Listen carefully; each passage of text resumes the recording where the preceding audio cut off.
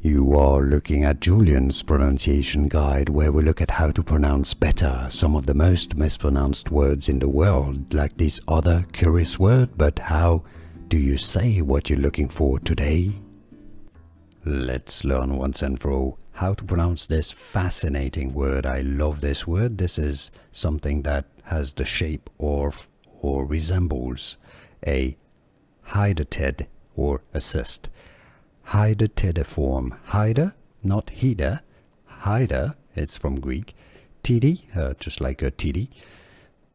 And form, because yes, it has the form or the shape of an hydatid. Hydatidiform, stress on that t syllable. Hydatidiform, it's easy. English pronunciation, how to pronounce hydatidiform.